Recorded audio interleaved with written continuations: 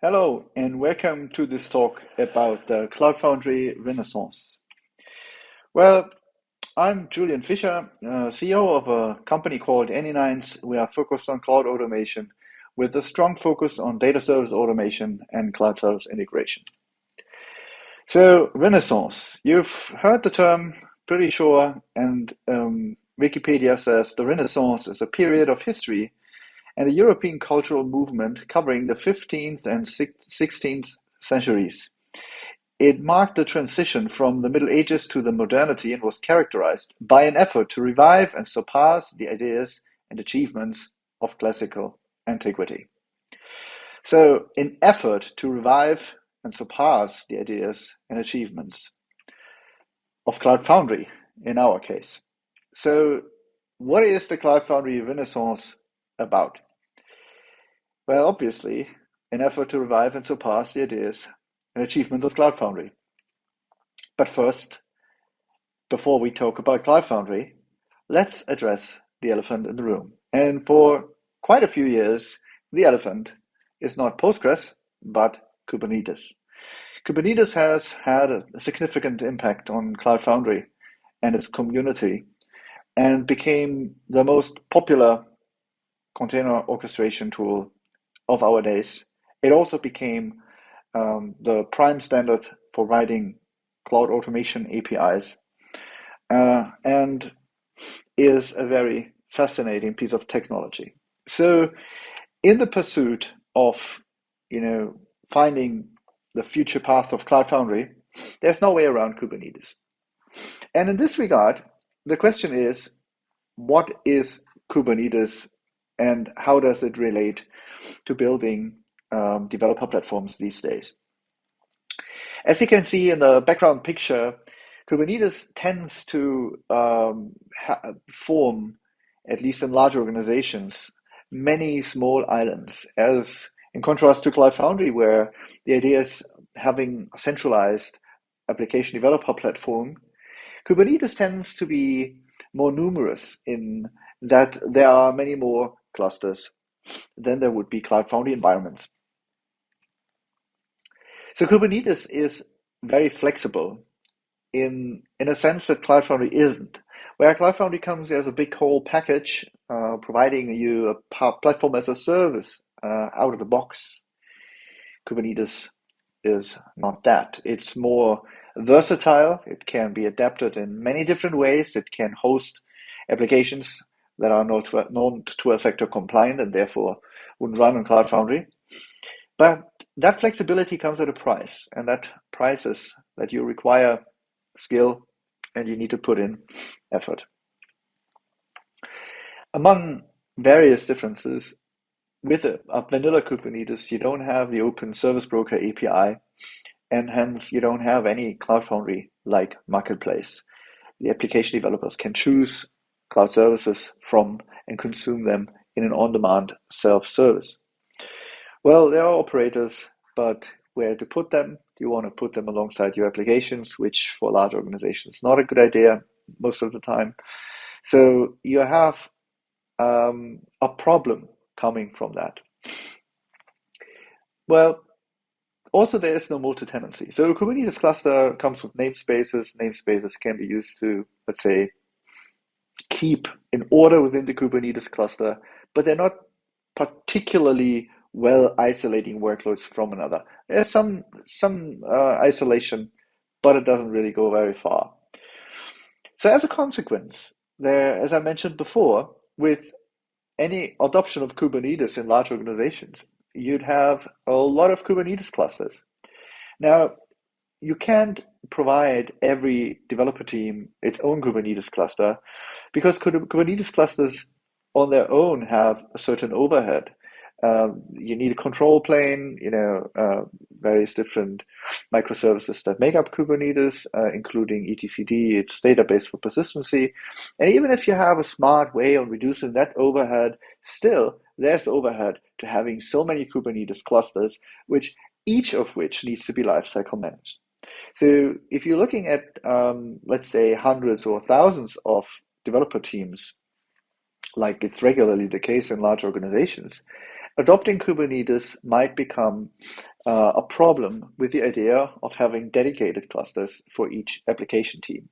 Now, then the next idea would be to have shared clusters where you share clusters among various numbers of teams, but then you're basically making your own tenant management, which means that if development teams moves out or its demand increases, you get multi-tenancy problems and noisy neighborhood issues within the cluster, which requires some sort of attention or higher level automation to make sense of this.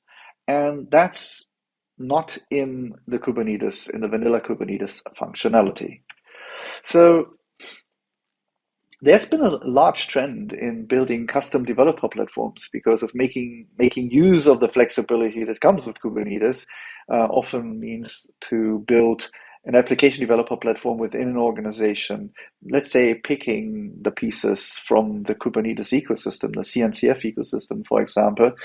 And it's fun to do that. It's often, it allows for having custom tailored platforms, but oftentimes it turns out to be much harder than people think, more costly, more effort, and causes more and requires more time than anticipated. So be aware, bad humor ahead, but sometimes as an organization, you don't want to deal with the building blocks. You want to get to the real thing. You don't want to have a framework to build a platform. You want a platform. And that's where Cloud Foundry is pretty strong, has been, and still is. So from talking to organizations that have looked at Cloud Foundry in a very skeptical way, especially during the years when it became obvious that the impact of Kubernetes to Cloud Foundry was, is going to be very intense.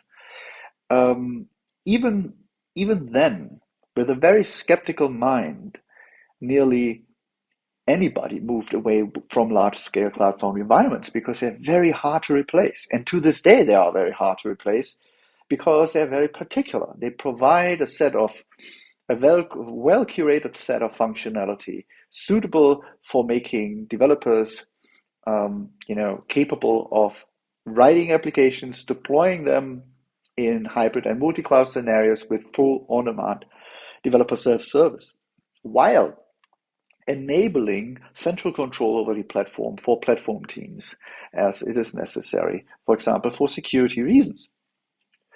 So there's a certain economy of scale to Cloud Foundry platforms that kicks in, especially when looking at a large number of 12-factor compliant apps and where the Cloud Foundry model works. The economy of a Cloud Foundry environment is unprecedented to this day. So you have one platform, many tenants, a lot of users, and even more apps. That's when Cloud Foundry is perfect. The operational efficiency, like you have to run Cloud Foundry once and you can use it for hundreds and thousands of developer teams, which will deploy and run thousands, if not 10,000s of applications in a single environment.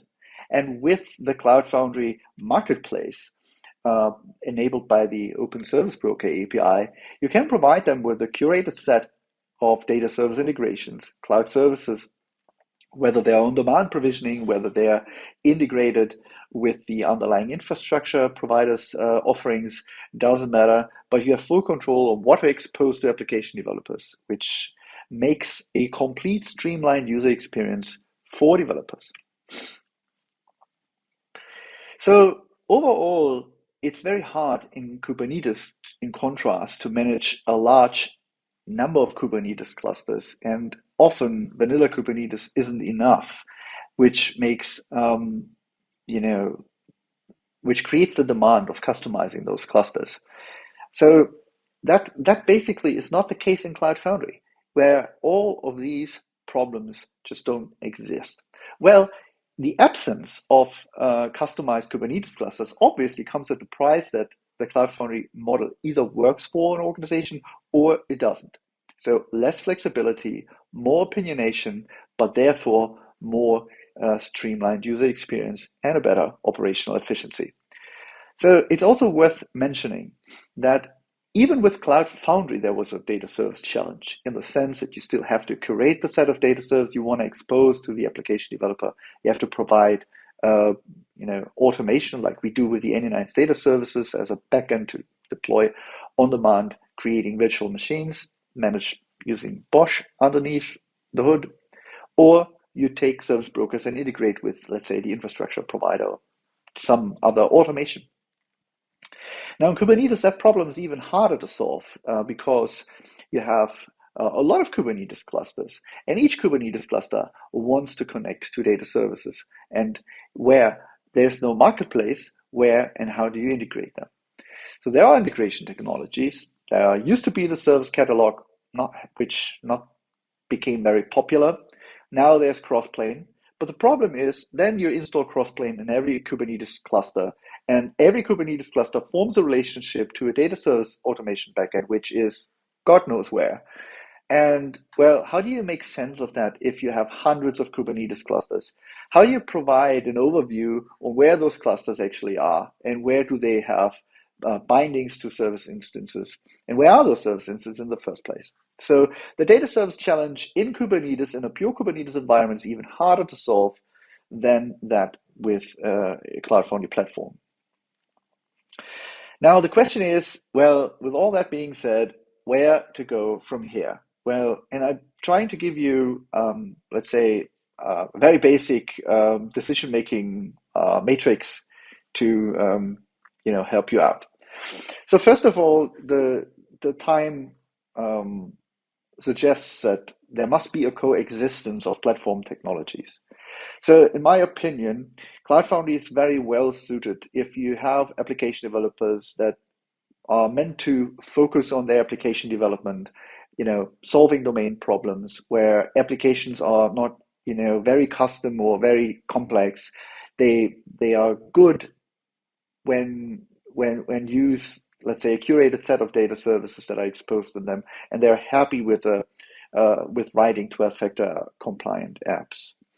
And in that particular case, Kubernetes wouldn't be a good choice. However, if there's a huge demand for custom-tailored applications, or application workloads come somehow with the assumption of Kubernetes, because Kubernetes becomes sort of a standard, then Kubernetes is a good choice. But making technology such as Cloud Foundry in its variations coexist with Kubernetes is one of the major challenges to ensure Cloud Foundry's success in the future. So Cloud Foundry, a friendly neighbor. If you look at Cloud Foundry based on BOSH, Cloud Foundry for VMs, or classic Cloud Foundry, then I'd suggest if you have one and it's large, keep it, because the stack is there, the technology works just at scale, like charm, like nothing else. You just don't take a large Cloud Foundry environment and put it someplace else. And if you do, oh boy, that's a lot of work, because there's nothing suitable to replace it now. It's not impossible, but often it's actually not worth it, because Cloud Foundry does a good job. If you have relative small environments and you're very progressive in adopting Kubernetes anyway, well, maybe you want to try Korifi, or just keep the Cloud Foundry you have if you're happy with it. If you don't have a Cloud Foundry and you anticipate to have a lot of cloud native apps coming up, and you want to have a minimum overhead per app and central control, and you want to have that streamlined experience, well, get a classic Cloud Foundry. It's still worth bringing up. It's still worth investing into it. Korifi is for you if BOSH scares you, which I personally believe BOSH is the most underrated automation technology of the past decade. It's like Kubernetes, but for virtual machines. Well, it has a certain learning curve, and you have to get used to how it does things. But I mean, for us, it was a game changer. We used to have a couple hundred VMs per DevOps, like 100 VMs. Now our DevOps manage about 4,000 VMs per DevOps because of BOSH. BOSH allows to operate workloads at scale, unprecedented. before Kubernetes comes up, which both use declarative automation. Ephemeral VM, persistent disk, ephemeral pod, persistent volume. They rely on the same ideas.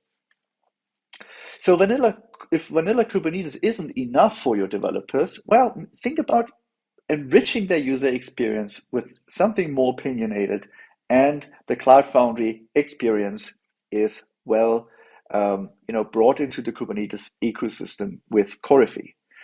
If Kubernetes is your primary or even sole infrastructure abstraction, so you don't have access to the underlying infrastructure, let's say you're in an edge case scenario where there's hardware somewhere in a small factory, and all you have is Kubernetes, and you still want to have a streamlined user experience, well, Korifi based on Kubernetes is for you. And if there's a large Kubernetes landscape already, then Korifi is a match for you as well. However, if you're planning to have huge environments with a lot of applications, you still might want to look at adding a classic Cloud Foundry to your stack, because it does work at scales very well. And Korifi to this day does not come with a marketplace and no open service broker API support, at least not as you know it from the classic Cloud Foundry. Well, wait a bit, we have something for you, but out of the box, Korifi doesn't cover that. There are attempts to do that, but I don't know exactly where they are at the moment. So Cloud Foundry for VMs, Korifi and Kubernetes, they can form one happy family if approached the right way.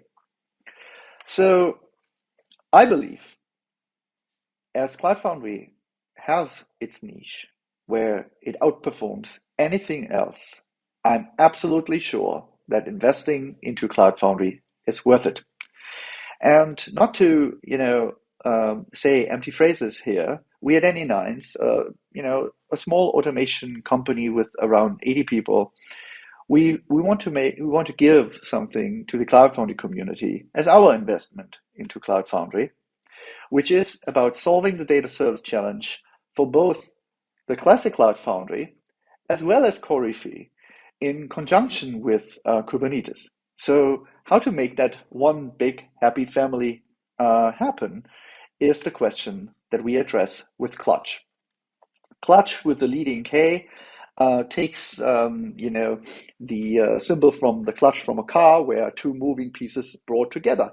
And we believe that bringing together applications and data service automation, cloud services, whether they are databases, data services, or AI, is exactly that. You have two moving parts, how to bring them together.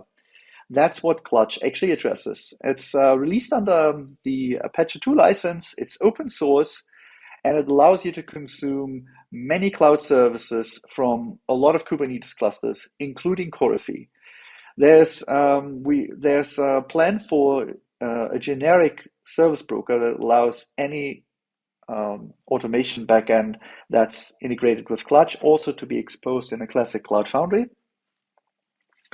It inherits a lot of ideas from the Open Service Broker API and enables a functionality resembling the Cloud Foundry marketplace. So for the classic Cloud Foundry, it basically uses the Cloud Foundry marketplace. But for example, for Korifi, where there is no marketplace, or for vanilla Kubernetes, it exposes custom resource definitions to create service instances, service bindings, backups, and restore. And in this regard, also extends the Open Service Broker API ideas.